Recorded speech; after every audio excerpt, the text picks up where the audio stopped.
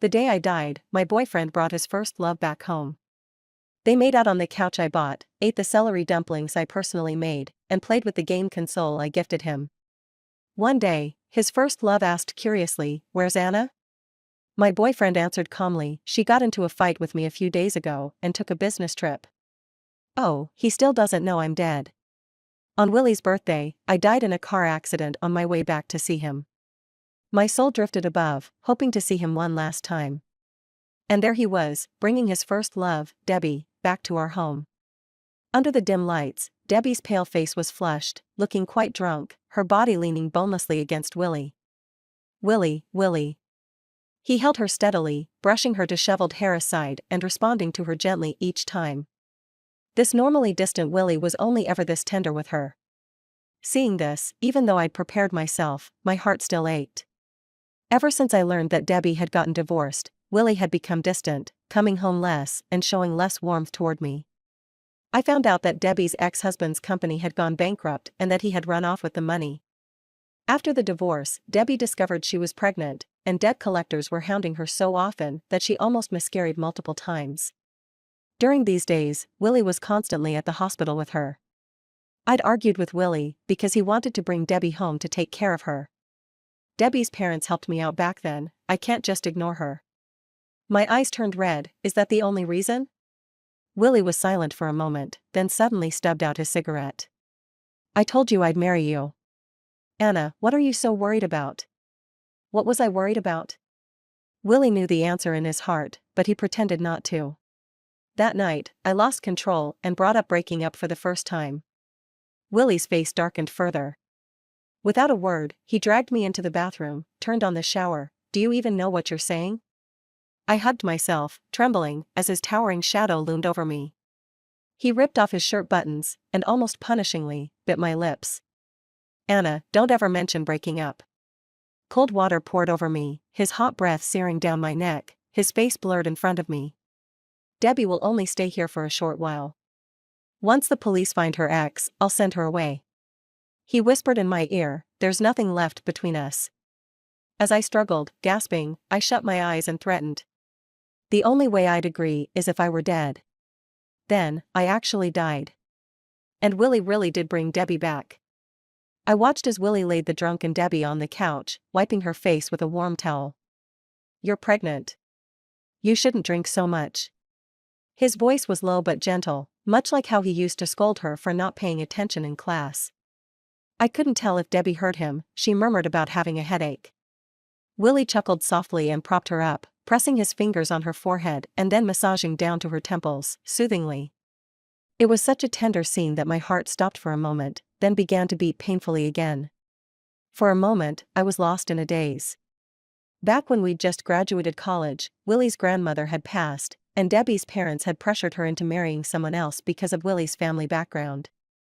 In those dark, bleak months, it was me who stayed by Willie's side, helping him through it bit by bit.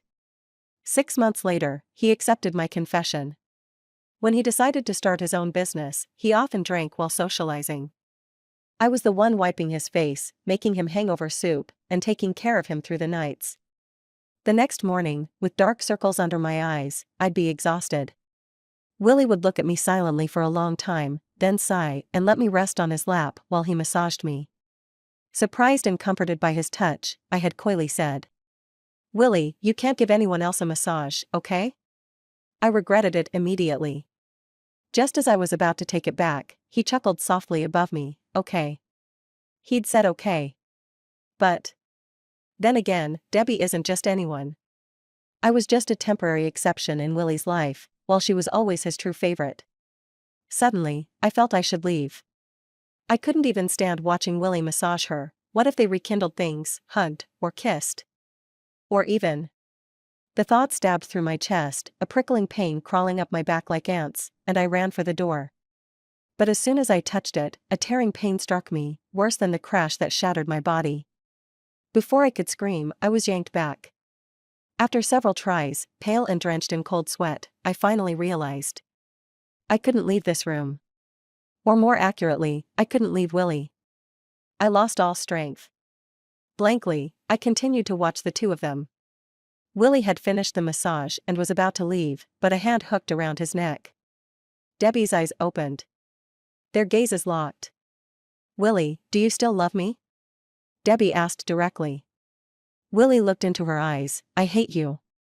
Debbie's face paled. He held her cheek, fingers brushing down inch by inch, like a sigh. "But I never forgot you." I sneered slightly. A smile flickered at the corners of Debbie's mouth as if she had thought of something. Her eyes sparkled. "And what about Anna? She's been with you for 5 years. What do you feel for her?" Willie paused, his lips moving slightly, but he said nothing. The atmosphere grew still. Debbie's expression shifted as she studied him. A second later, she lifted her head and kissed the corner of his lips. Willie's body stiffened for a moment, but only briefly. He took charge, pulling her onto his lap, his fingers pressing the back of her head, deepening the kiss. Nausea surged through me, and I covered my mouth, afraid I'd vomit out whatever remained of my soul. "Willie, he's already abandoned me, don't abandon me too. I don't want to be alone." Debbie whispered, her lips brushing against his. "I know you only feel gratitude and guilt for her, you really love me." Her kisses trailed down to his collarbone, then paused as she reached to unbutton his shirt. Willie suddenly grabbed her hand. "No." His voice was cold, his eyes icy. Chills radiated from him, so intense that even my spirit shivered. Debbie stared at him, stunned, as if she hadn't expected to be refused. "Is it because of Anna?" I also stared at him, my heartbeat erratic. Willie was silent for a while, his gaze downcast, hiding his expression. "Debbie, I have a girlfriend now. This isn't right for you." Debbie understood, a faint smile curling her lips. "I'll wait for you." I understood, too, smiling bitterly. Willie meant that as long as we hadn't broken up, he wouldn't cross any lines with Debbie. Not out of respect for me, his official girlfriend, or because of his character, it was so that Debbie wouldn't bear any stain or guilt. He cherished her that much. I laughed, tears streaming down. After putting Debbie to bed, Willie stood on the balcony, smoking alone. Tall and slender, he almost blended into the night, except for the faint red glow of his cigarette. His face was expressionless as he rubbed the cigarette between his fingers, something he only did when agitated.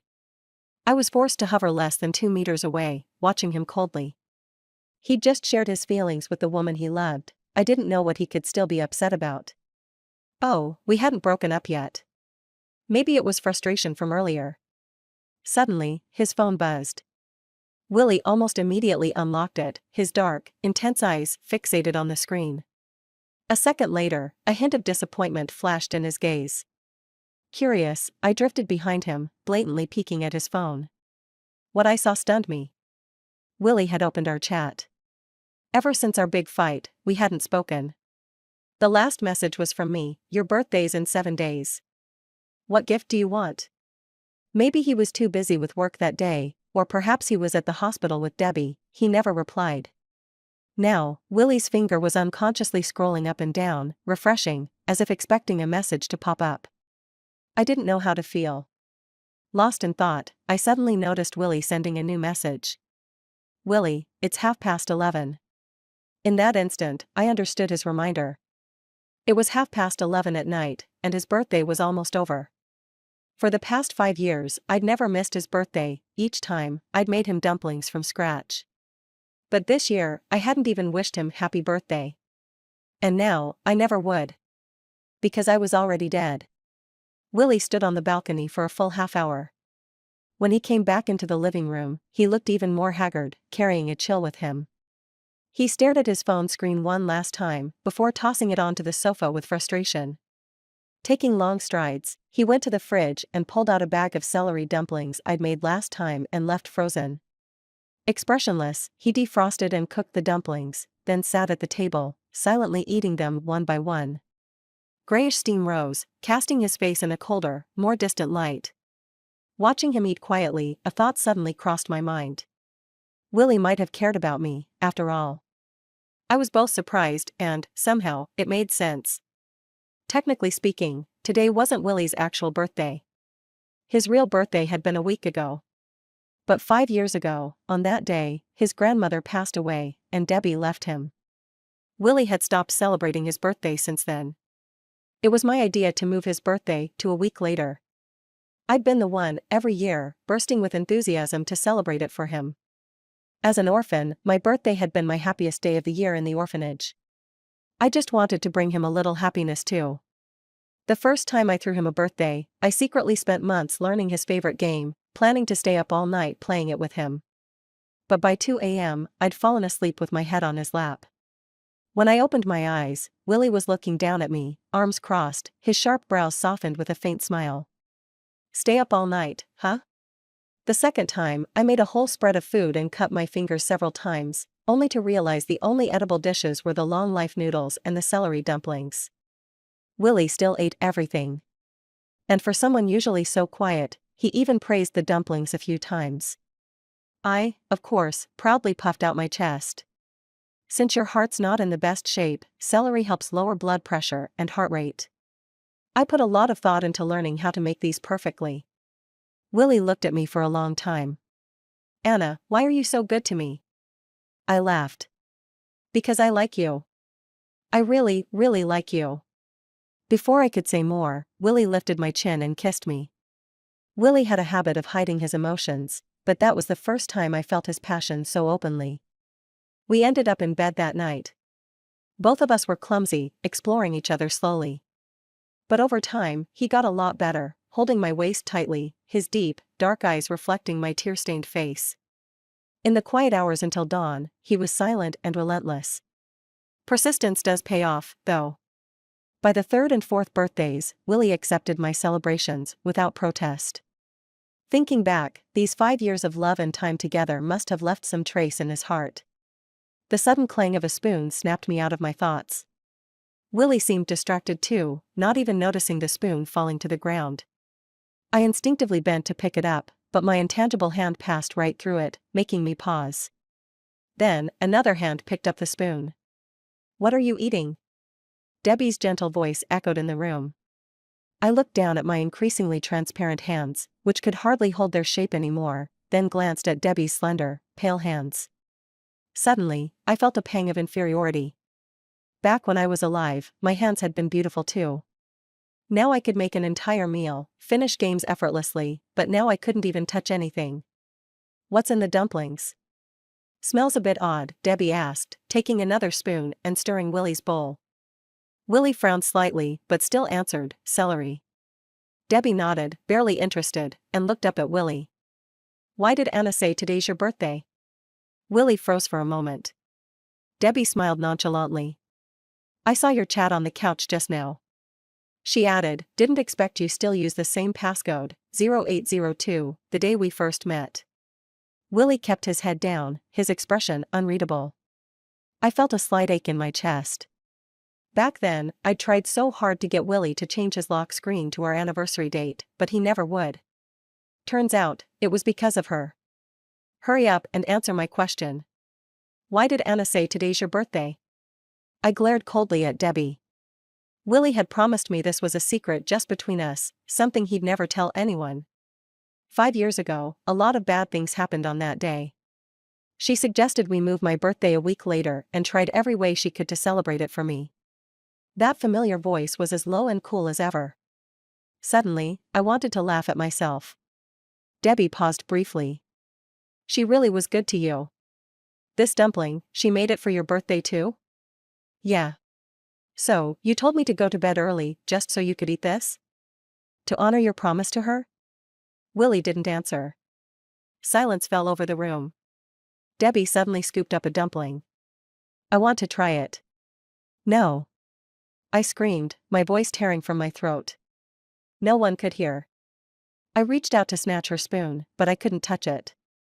Willie's gaze darkened as he gripped her wrist, giving a low warning. Debbie. Debbie stared into his eyes, repeating firmly, I want to eat it. Willie, from now on, I'll be here to celebrate every one of your birthdays with you. She was forcing him to make a choice. Willie's jaw tensed, a hint of conflict flickering in his dark eyes. After a long silence, he slowly released Debbie's wrist. Debbie triumphantly tasted the dumpling. I watched, frozen, as tears slipped down my face. It felt like countless knives were slicing through my heart, leaving it bleeding and raw. This isn't just a dumpling. It isn't just a dumpling. Over the next few days, I hovered in the corner of the room, watching them with a numb heart, feeling as if all my emotions had drained away.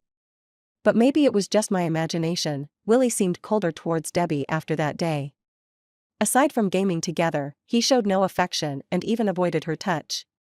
One day, Debbie suddenly asked, "Oh, I forgot to ask, where's Anna?" Willie hesitated, his tone calm. "A few days ago, we fought. She applied for a work trip." Debbie chuckled.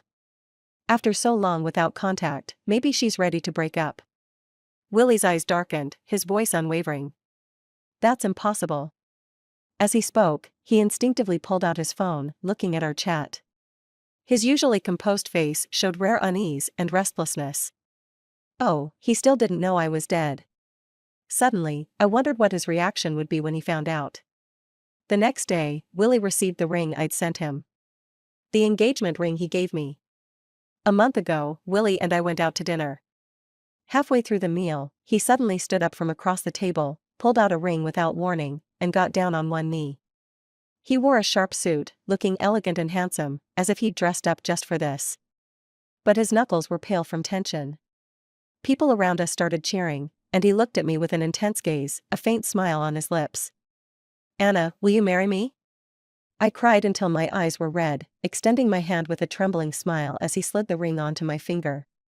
That night, I was unusually passionate, holding his head close, watching the faint, flickering light above us for the entire night. I'm an orphan. After my adoptive parents took me in, they had a son the following year. A few years later, they sent me back, making up some excuse. Something like I had a habit of stealing. If eating the leftover chicken leg my little brother didn't want counts as stealing.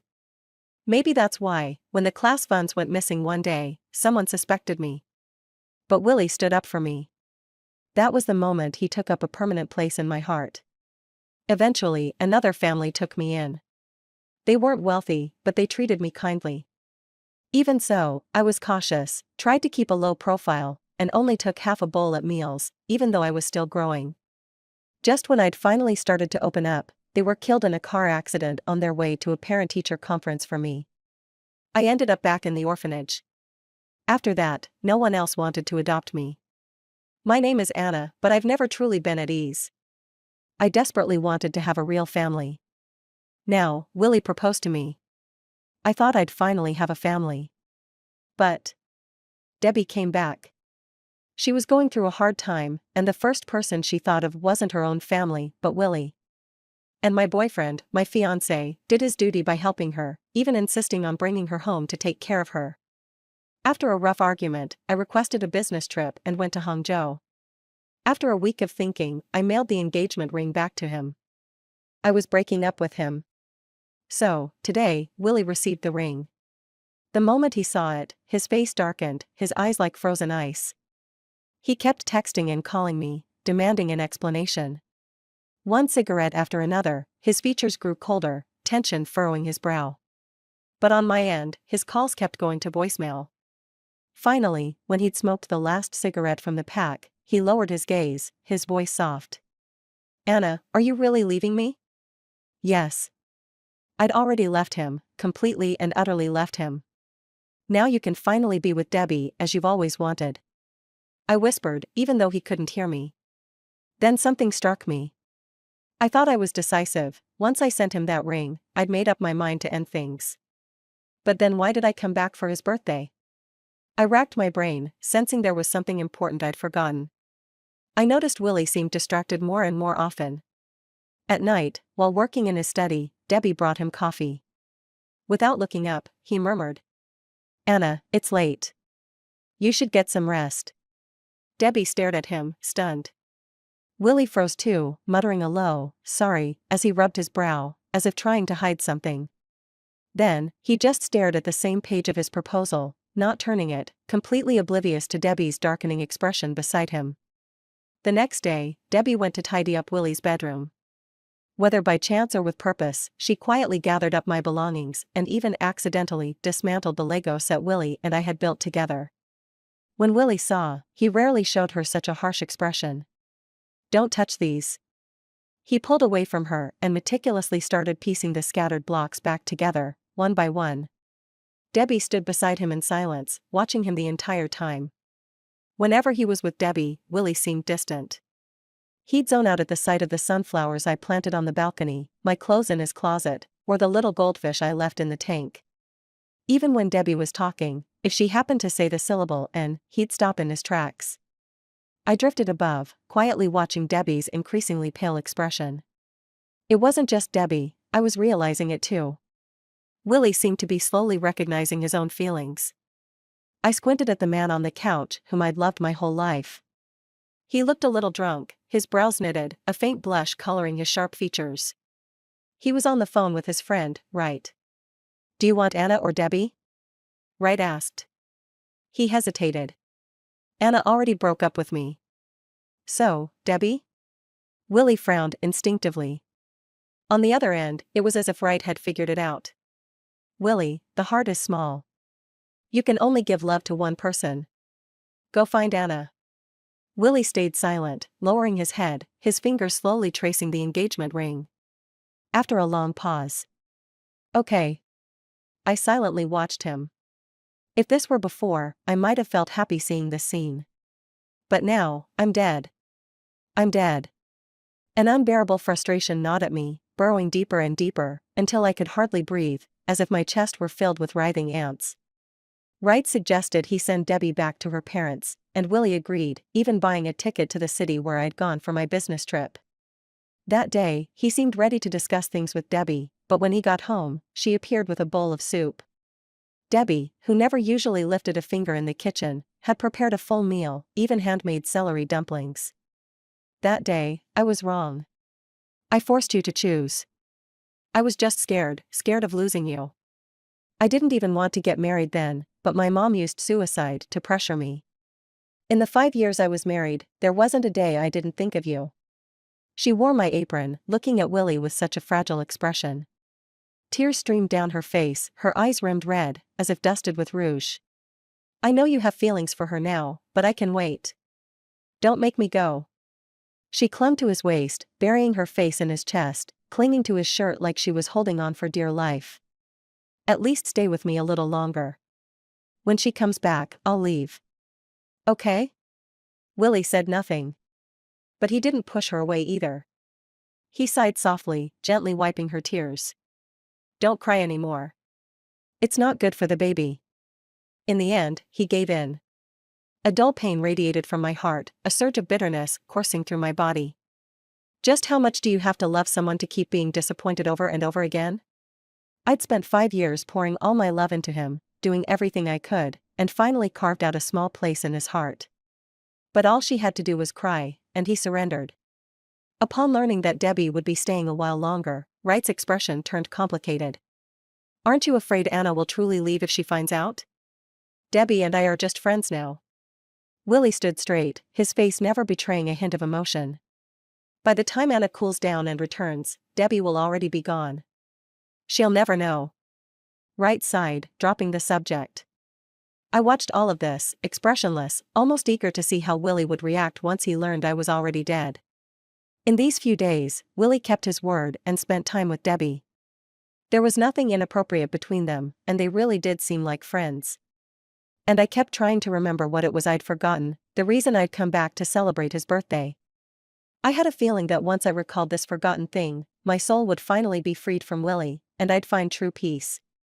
Each time I recall it, my head feels like it's about to explode with pain. Just as I was feeling hopeless, Willie went shopping with Debbie and happened to see baby products. Debbie pulled him into the store. Debbie picked up a little princess dress and laughed softly, covering her mouth. "I really hope it's a girl. That way, I can buy her all kinds of pretty dresses." "Willie, do you want a son or a daughter?" she asked, curious. "A daughter, I think."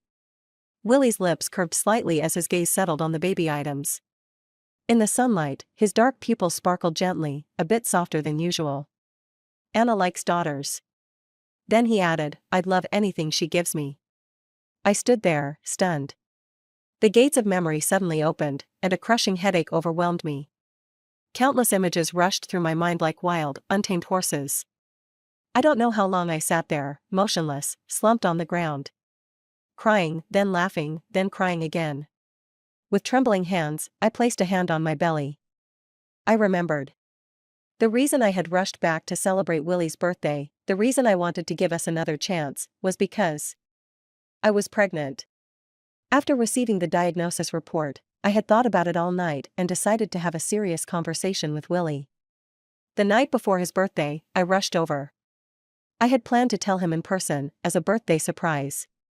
On the drive, I gently caressed my belly, imagining Willie's reaction to the news. Would he laugh out loud? Probably not. He always wore that deadpan expression, at most lifting the corner of his mouth slightly while looking seriously at me, saying, "Anna, I'm actually very happy that you're pregnant." Would he, like me, look forward to this child? He probably would. The night he proposed, he whispered warmly by my ear, breathing softly, "Anna, after we get married, let's have a child. I always knew you wanted a big family." Yes, I wanted a big family. How well Willie understood me. I smiled at the thought. The driver caught my reflection in the rearview mirror and asked why I was smiling. I didn't answer, only told him to focus on driving, especially since the rain was so heavy. Safety first. The journey was somewhat dull, and I restrained my urge to message Willie directly. Instead, I scrolled through Facebook. Then, I saw that someone had followed me. It was Debbie. I clicked on her profile. Her posts were full of pictures of Willie. Through her photos, I saw how Willie had been taking care of her, staying by her side at the hospital, rekindling their old feelings. Like a newlywed couple with a child on the way. The injection hurt, but with you by my side, I wasn't scared. The caption showed a side profile of Willie, calm and steady, with their hands clasped together. "After all this time, you're still the one who treats me best." A photo showed Willie, who always had a cleanliness obsession, peeling shrimp for her. "Last night, you fell asleep by my bedside. I stole a kiss. I know you weren't asleep." This post didn't have a picture. But Willie had liked it. I stared at the screen, my heart pounding as if the blood had rushed to my head. How much ugliness does one have to see in a lifetime? I didn't want to look anymore. Then, fate granted my wish. At the cliff's edge, a red truck suddenly lost control, crashing directly into us. The car, with both driver and passenger, tumbled down the cliff and exploded. I had set out, full of hope and joy. And I died with despair and hatred. The intense shock made me lose this part of my memory temporarily, but the bone-deep hatred kept my spirit tethered to Willie. It turned out, I wasn't unable to leave him because I loved him. It was because I hated him. As I died, with the child in my womb. What was Willie doing? He was taking care of someone else. Taking care of someone else's child. Perhaps sensing something, Willie's brow furrowed as he was talking to Debbie. He glanced around instinctively but saw nothing. At that moment, his phone rang. Wright's trembling voice came through the line, "Willie, I have to tell you something. Don't be alarmed. A friend of mine in traffic control told me there was a serious car accident. Both the passenger and driver died. One of the victims, a pregnant woman, was just identified today. That woman was Anna." I had imagined countless times how Willie would react to the news of my death. Now, I finally saw it. Just moments ago, he had been laughing with his first love. Upon hearing the news, he froze for a second, frowning slightly. "Don't joke about this." "It's true." Willie was stunned for a few seconds, then angrily shouted, "Right, don't joke about this. She was in a car accident with a truck a week ago. The car fell off a cliff and exploded. Since there were only a few remnants at the scene, and no family reported her missing, the police only confirmed her identity through DNA a week later." Wright choked, struggling to continue. "It took a whole week, but they finally matched the DNA to Anna." Willie's face turned pale, his whole body rigid like a statue. "Willie, did you know she was pregnant? She was missing for a week, and you didn't even look for her?" With each question Wright asked, Willie's face lost more color, his lips trembling violently. "No, impossible. You're lying to me. Willie." Debbie looked at him worriedly from the side, gently reaching for his hand. There was a pause on the other end of the line. Wright's voice carried an unplaceable mix of bitterness and contempt. "Are you with Debbie right now?" The air fell silent for several seconds. Well, that makes sense. Anna went missing a week ago, and you've been with her the whole time. Willie froze, quickly pulling his hand away from Debbie's grasp, his eyes reddening, his expression anxious, like a child caught doing something wrong. Her body is at the funeral home now. The police contacted her family to claim it. You should go over later. Wright was quiet for a long moment. She has no family. Only you. Willie stood there, stunned and lost, his tall figure seeming to shrink as he slowly crouched down, curling up, motionless, muttering to himself. It can't be, it can't be. That was all he could say. He refused to believe I was gone. I watched the scene coldly, yet with a sense of satisfaction. With my memories restored, the hatred I felt toward him was so intense it threatened to consume me. But beneath the satisfaction of revenge, I was left with nothing but an endless sense of exhaustion and sorrow. Love and hate both consume too much energy. I was so weary in life, and even in death, I felt just as tired. Even after recovering my memories, I didn't fade away immediately.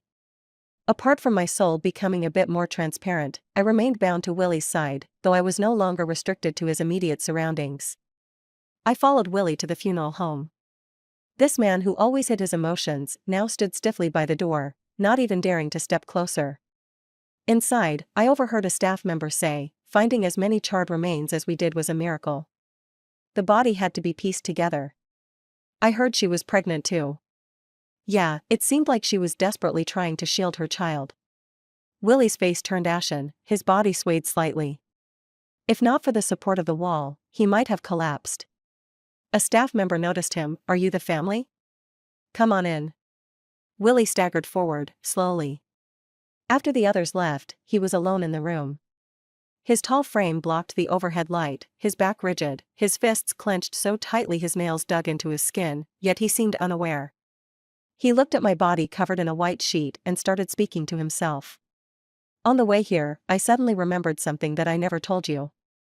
His cold tone trembled slightly, but it wasn't much different from usual. "Back when we were kids, one day I went downstairs to buy something. A little boy, just playing around, took the change from an old blind lady's bowl on the street. You suddenly ran over and fought with him. Even though you were so thin and frail, you held his hand fiercely, and in the end, he couldn't stand it and handed over the dollar. I'd heard before that you were an orphan and liked to steal. But then, with messy hair and a bruised mouth, you caught your breath for a while on the ground, got up, placed the money back in the blind lady's bowl, and left calmly. The blind lady couldn't see, and that little boy wouldn't say anything, but I saw it. After that, I couldn't help but notice you. My eyes always drifted to you, and later, when someone in class accused you of stealing the class funds, I was the first to step up and defend you. I think I'll never forget that light in your eyes at that moment. Later, you started looking at me too, blushing when our eyes met, and sometimes zoning out while watching me.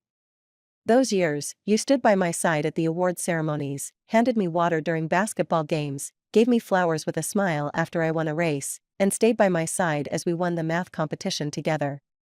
And then, Debbie appeared. He paused, raised his hand to cover his face as something seemed to slip through his fingers. "Anna, I noticed you first and you fell for me. So why did I go and fall for someone else?" I watched him in silence, thinking I would feel nothing, yet there was a faint ache in my heart. Yes. Why?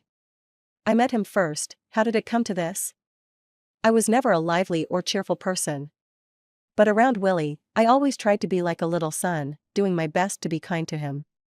I had never been so gentle to anyone before, nor would I be for anyone else. Anna, when I proposed to you, I genuinely wanted to spend my life with you. Anna, answer me. Please, talk to me. Anna. Anna. My love. He called my name over and over. No one answered him. He grew anxious, even frustrated, his lips turning pale as he called out until his voice grew hoarse, until he could call no more. You said, you'd never leave me. His voice was lost, hoarse as if squeezed out from deep in his throat. His shoulders trembled, his bloodshot eyes like those of a wild beast, cornered in despair, terrifying, yet utterly pitiable. I watched this man, overwhelmed by grief, in silence. Perhaps only now did he truly realize that I was gone. After receiving my urn, Willie locked himself in his room. I felt my soul growing weaker, curling up on the floor, falling into a tired sleep. In a haze, I heard Debbie pounding on the door, her voice choked with desperate tears. "Willie, it's been 3 days. Please, eat something, okay? Even if she's gone, you can't do this to yourself." If she knew, she'd be heartbroken. I woke from my drowsiness, rubbed my eyes, and instinctively looked at the closed door. 3 days had already passed? An hour later, Wright arrived. He kicked the door open without ceremony, letting the heavy smell of smoke and alcohol pour out. The blinding light flooded the room, enveloping the man on the floor. Surrounded by a pile of cigarette butts, overturned bottles, and my urn. He was quietly assembling a Lego set. The one we hadn't finished together.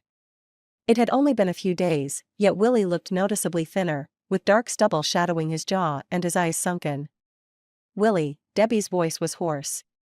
Hearing her, he looked up slowly, like an old, broken-down machine, his bloodshot eyes vacant and cold. "Why are you still here?" He seemed to be in a daze, murmuring, "Anna will be upset if she sees you here." Debbie's face turned pale. As he stared blankly, he suddenly raised his head, a trace of panic in his eyes, and spoke to Debbie, his tone cold and unfeeling. "This is Anna's and my home. You have no right to be here." Debbie stared at him, tears rolling down her face in disbelief. Willie frowned impatiently. "Get out." Seeing that he was unmoved, humiliation flashed in Debbie's eyes as she cried and ran away. Willie returned to assembling the Lego, his face indifferent, as if he didn't care. "If only you had done this sooner." Wright suddenly spoke. Willie's face went pale, his fingers trembling as a piece fell from his hands. He stared at the piece, his eyes swimming with pain and sorrow. "That day, we had a huge fight. I told her I was going to bring Debbie home to take care of her. If it hadn't been for that, she wouldn't have taken that work trip. The day she had her accident, she took a shortcut to get home faster. To hurry back and celebrate my birthday. She wanted to give me the news of her pregnancy as a birthday present. And what was I doing then?" Willie raised a hand to his chest, closed his eyes in pain. "I took the chance to bring Debbie home while she wasn't there." He took a deep breath and went back to building the Lego, but his fingers shook, and he kept dropping pieces. "Right, I regret it. I really regret it." Wright stood stiffly, silently watching him, his voice quiet. "They say those who betray true love will pay for it sooner or later. But for her to pay with her life, it's too cruel." Willie's eyes turned red, staring blankly, unable to speak a word. Wright sighed heavily. "No matter what, she wouldn't want to see you like this, Willie. You still have to keep going." A few days later, Willie insisted on holding a funeral for me. It rained gently that day, and the whole city was cast in gray, as if blanketed in fog. Willie stood silently before my gravestone, staring at my black and white photo. It read, "Beloved wife, Anna." One by one, people placed white chrysanthemums before my grave. When the ceremony ended, Willie remained standing, unmoving, the rain tracing lines down his pale face. Wright held out an umbrella to him. "You know you have a heart condition, don't you? Any cold could lead to infection. Must you push yourself like this?" Without expression, Willie tossed the umbrella aside. "Then let it kill me." Sure enough, after that day, Willie fell seriously ill. It had started as just a minor cold, but he refused to take any medicine, and it led to an infection. He was hospitalized for half a month. At night, the room was silent. Willie stared blankly out the window into the darkness, his voice soft, full of confusion. "Anna, why don't you ever come into my dreams? You used to say you'd take care of my heart. Now I've made it sick, couldn't you come back just once to see me?" After being discharged, his condition only barely improved before he was back in intensive care from another infection, brought on by drinking. Wright glared at him with cold eyes, and slapped him hard. "If you want to die so badly, let me just slap you to death. When you were doing those disgusting things, I wanted to slap you for Anna's sake.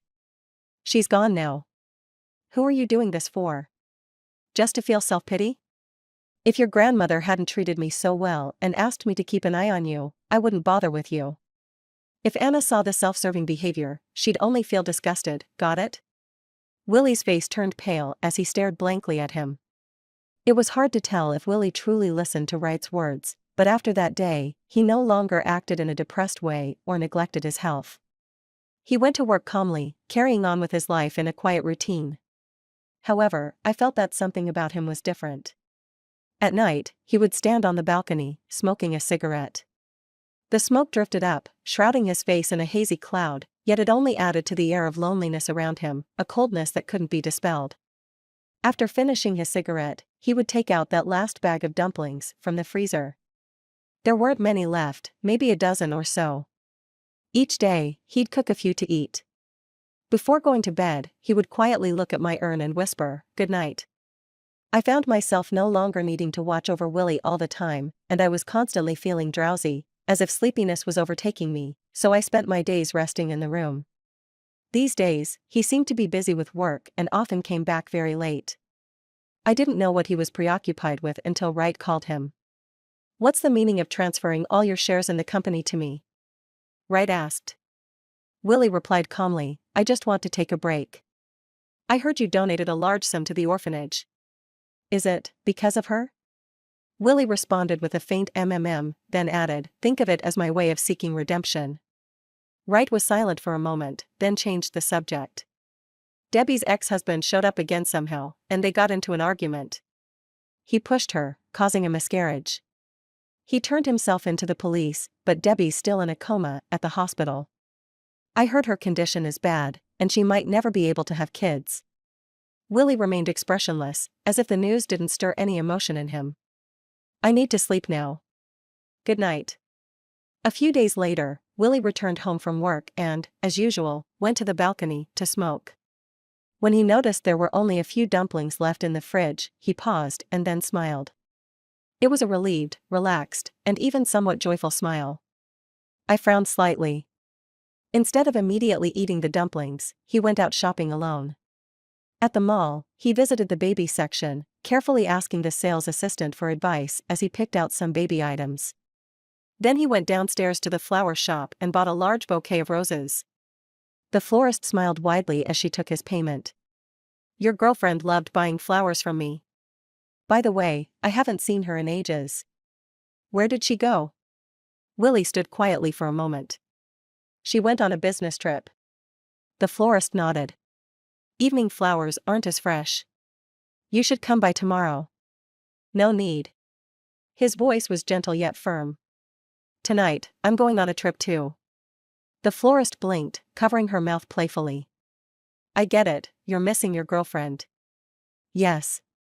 A faint smile played on Willie's lips as his long lashes lowered. "I miss her very much. Really, really miss her." Back at home, Willie sat at the dining table, eating the last of the dumplings quietly and attentively, even finishing all the broth. Then, he took a shower, changed into clean clothes, and placed the roses and baby items on the bed, gazing at them for a while. Afterward, he opened a drawer and took out a fruit knife he'd placed there at some point, along with a bottle of sleeping pills he must have bought at some time. He opened the bottle and began putting the pills into his mouth, one by one. I trembled as I watched him intently, a violent surge of emotion pounding in my chest, gripping my bones and muscles, spreading throughout my entire being. He was really going to give up on life. Just as he picked up the fruit knife, pressing it against his wrist, and calmly made a shallow cut, I screamed. "What gives you the right?" With a clatter, the knife fell to the floor. "Anna," he murmured. Blood dripped steadily from his wrist, filling the room with a metallic scent. Yet Willie seemed oblivious, staring at me, dazed and infatuated. "So, it's true, at the end, you see the person you want to see most." His voice softened. "Anna, I've missed you." I forced myself to remain composed, my tone icy. "But I don't want to see you at all." Willie's face turned ashen. He struggled to his feet, picking up the roses and baby clothes from the bed, a self-effacing smile tugging at his lips. "These are gifts for you and the baby," he said, his fingers nervously brushing the clothes. He lowered his head slightly. "I didn't know if it would be a boy or a girl, so I bought both." I looked at him coldly. "We don't need them." His body tensed briefly, his gaze still lowered. "I know you're still angry at me. I shouldn't have argued with you that day. Debbie was just something I couldn't let go of from my younger days. But the one I've always loved is you." It's always, always been you. Wright told me that those who betray true love must pay a price. So I'm here to be with you. Anna, I was wrong. Please forgive me. With every word he spoke, it was as if a needle pierced my heart, and the taut strings within me snapped entirely. I took a deep breath, then suddenly laughed. Do you know what I saw in my last moments during the car accident? Willie looked at me, bewildered. I stared into his eyes and said, one word at a time, I saw Debbie's Facebook. Willie's face went deathly pale. I saw how you took care of her at the hospital, held her hand when she was scared of injections, peeled shrimp for her, and even liked her Facebook post when she kissed you as a test. I died carrying that hatred for you. So, Willie, how can you even ask for my forgiveness? Willie's body wavered, his face drained of all color. His lips moved, but no words came out, his eyes filled with deep sorrow and remorse. This was painful? It wasn't enough. I gave a faint smile and looked up at him. Willie, how did those dumplings taste that you ate with Debbie on your birthday? Willie froze slightly. How did you? His eyes widened in realization, his gaze filled with growing fear. I met his eyes and smiled brightly. Because I haven't left at all these past days, Willie. This isn't a dying illusion. I've been watching you both all along. Willie's entire body stiffened, an overwhelming, indescribable despair sweeping through him. His lips quivered, his eyes red as if they would bleed. I watched you two kissing on the couch I bought, eating the celery dumplings I made, sharing our secrets with her, using the gaming console I gifted you, and choosing her over me, again and again. Willie, my child and I died in pain and despair, and you knew nothing. You held Debbie, planning to break up with me so you could be with her openly. I revealed every painful truth to him, my heart shrieking as my vision blurred. So, Willie, just because you've now realized your true feelings, you're going to hypocritically kill yourself to join me, proving your so-called devotion? What gives you the right? Willie collapsed to the floor, clutching his head, his eyes hollow, blood streaming down his face like tears. The hot blood ran down his nose, dripped off his chin, staining the baby clothes red, as vivid as it was desperate. Willie seemed to snap out of it, staring blankly at the clothes, his voice hoarse, the clothes, they're dirty. They're dirty. He frantically tried to wipe them clean, but blood from his wrist smeared further. He froze, trembling, and looked up at me with despair. Anna, the clothes for the baby are dirty, what should I do? I looked at him, my heart clenched in pain. I closed my eyes. Willie, you don't deserve to die. You don't deserve to be with us. You must live, and forever suffer in endless pain. The room was silent. Willie was so quiet, not even his breathing could be heard. After a long time, he spoke, his voice choked, all right. Hearing his answer, I felt something release, an invisible weight lifting, and my soul lightened. In my final moments, I saw Willie dialing for an ambulance. He gave me one last look and said, I've already given all my shares to Wright. I'll donate everything I have left to the orphanage. Anna, I'll live in poverty and atone for my whole life. Finally, I closed my eyes, ready to move on to a new world. I hoped that in my next life, I would have loving parents, a husband who truly respects and cherishes me, and maybe some beautiful children. But please, don't let me meet Willie again. End.